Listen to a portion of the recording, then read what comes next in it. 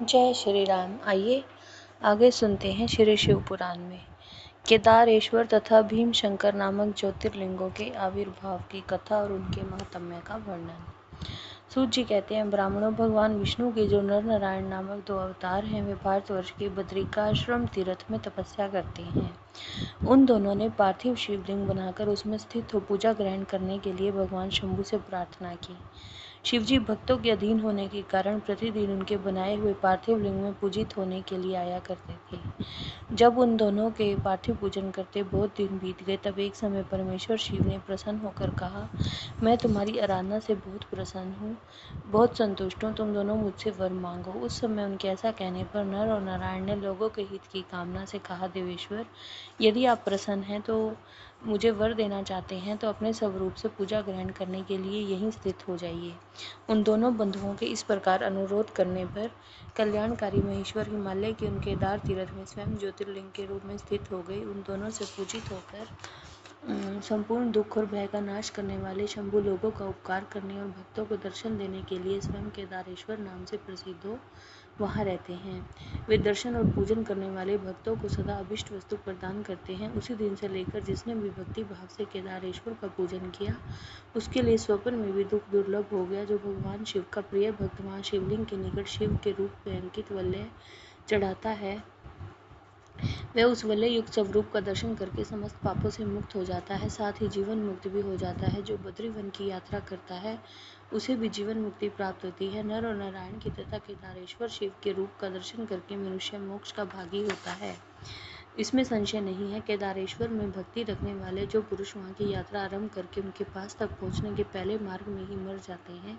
वे भी मोक्ष पा जाते हैं, इसमें विचार करने की आवश्यकता नहीं है। केदार तीर्थ में पहुंचकर वहाँ प्रेम पूर्वक केदारेश्वर की पूजा करके वहाँ का जन्म पी लेने के पश्चात मनुष्य का फिर जन्म नहीं होता। ब्राह्मणों, इस भारतवर्ष में संपूर्ण जीवों को भक्ति भाव से भगवान नर नारायण की तथा केदारेश्वर शंभु की पूजा करनी चाहिए। अब मैं भीम शंकर नामक ज्योतिर्लिंग का महात्म्य कहूँगा।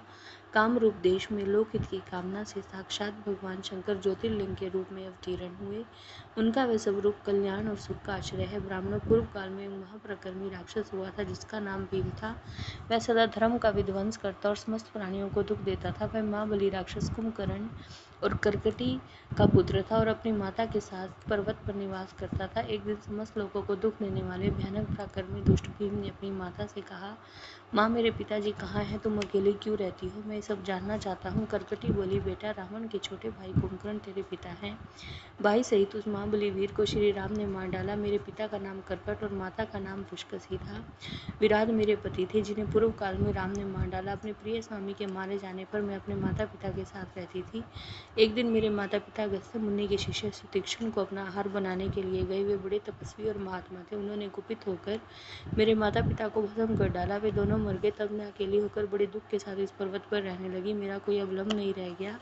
मैं असहाय और दुख से आतुर हो यहाँ निवास करती हूँ। उसी समय महान बल पराक्रम से संपन्न राक्षस कुंभकर्ण, जो रावण के छोटे भाई थे, यहाँ आए। उन्होंने मेरे साथ विवाह किया और मुझे छोड़कर लंका चले गए। तत्पश्चात तुम्हारा जन्म हुआ। तुम भी पिता के समान ही महान, बलवान और पराक्रमी हो।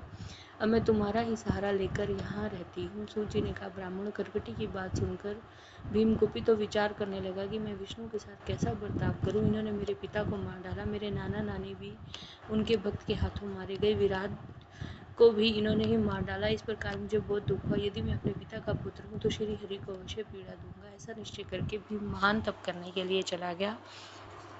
उसने ब्रह्मा जी की प्रसन्नता के लिए 1000 वर्ष तक महान तप किया। तपस्या के साथ साथ वह मन ही मन इष्ट देव का ध्यान किया करता था। तब लोक पिता में ब्रह्मा उसे वर देने के लिए गए और बोले, भीम, मैं तुम पर प्रसन्न हूँ, तुम्हारी जो इच्छा हो वर मांगो। भीम बोला, देवेश्वर कमलासन, यदि आप प्रसन्न हैं तो मुझे वर देना चाहते हैं तो आप मुझे ऐसा बल दीजिए जिसकी कहीं तुलना न हो। सूत जी ने कहा। ऐसा कहकर राक्षस ने ब्रह्मा जी को नमस्कार किया और ब्रह्मा जी भी उसे अभिष्ट वर देकर अपने धाम को चले गए। ब्रह्मा जी से अत्यंत बल पाकर राक्षस अपने घर आया और माता को प्रणाम करके शीघ्रता पूर्वक बड़े गर्व से बोला, माँ, तुम मेरा बल देखो। मैं इंद्र आदि देवताओं और उनकी सहायता करने वाले श्री हरि का महान संहार कर डालूंगा। ऐसा कहकर भयानक पराक्रमी भीम ने पहले इंद्र आदि सभी देवताओं को जीता और अपने स्थान से निकाल बाहर किया। फिर देवताओं की प्रार्थना से उनका पक्ष लेने वाले श्री हरि को भी उसने युद्ध में हराया। फिर प्रसन्नतापूर्वक पृथ्वी को जीतना आरंभ किया।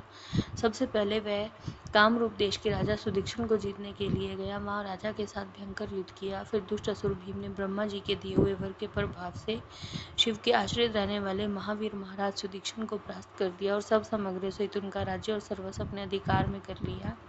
भगवान शिव के प्रिय भक्त धर्म प्रेमी परम धर्मात्मा राजा को भी उन्होंने कैद कर लिया और उनके पैरों में बेड़ी डालकर एकांत स्थान में बंद कर दिया। तब उन्होंने भगवान की प्रीति के लिए शिव की उत्तम पार्थिव मूर्ति बनाकर उन्हीं का भजन पूजन आरंभ कर दिया।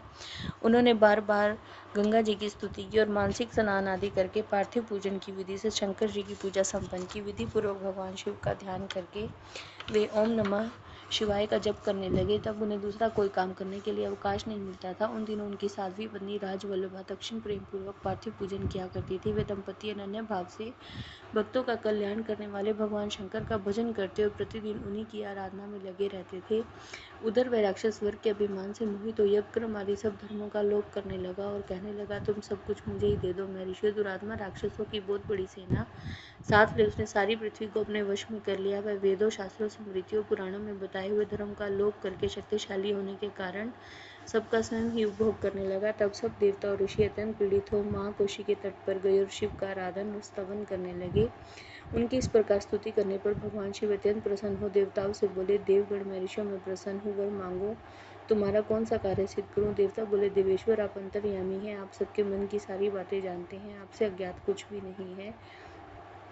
प्रभु महेश्वर कुंभकर्ण से उत्पन्न करकटी का बलवान पुत्र राक्षस भीम ब्रह्मा जी के दिए हुए वर से शक्तिशाली हो देवताओं को निरंतर पीड़ा दे रहा है। आप इस दुखदायी राक्षस का नाश कर दो, हम पर कृपा करो, विलंब न करो। शंभु ने कहा, देवताओं, कामरूप देश के राजा सुदीक्षण मेरे श्रेष्ठ भक्त हैं, उनको मेरा एक संदेश दो, फिर वह तुम्हारा कार्य शीघ्र ही पूरा कर देंगे। उनसे कहना, कामरूप देश के अधिपति महाराज सुदीक्षण प्रभु, तुम मेरे विशेष भक्त हो, अतः प्रेम पूर्वक मेरा भजन करो। दुष्ट राक्षस भीम ब्रह्मा जी का वर पाकर प्रबल हो गया है, इसलिए उसने तुम्हारा तिरस्कार किया है।